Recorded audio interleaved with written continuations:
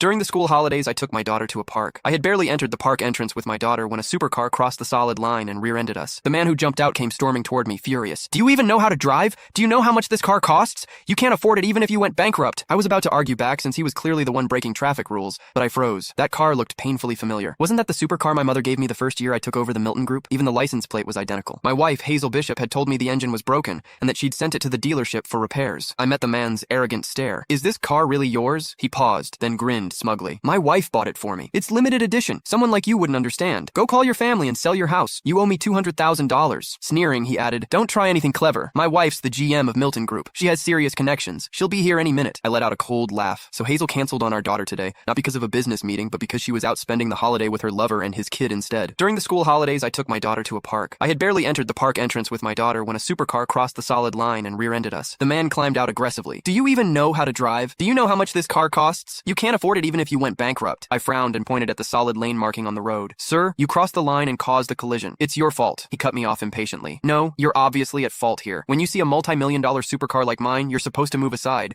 Now pay me for the damages." I almost laughed from disbelief. Great, a professional bully. I pulled out my phone to call the traffic police. Before I could dial, the man, Saul Matthews, shot me a contemptuous look and grabbed my wrist, stopping the call. "Calling the cops won't help. My wife has serious connections. I want $200,000 right now. Call your family and sell your house. If you make me mad, I'll ruin you." He was being completely unreasonable. He caused the accident, but he kept shouting like the victim. A crowd quickly gathered around us. Someone gasped. "I've seen that car on TV. Only 50 exist worldwide, and it's worth $10 million.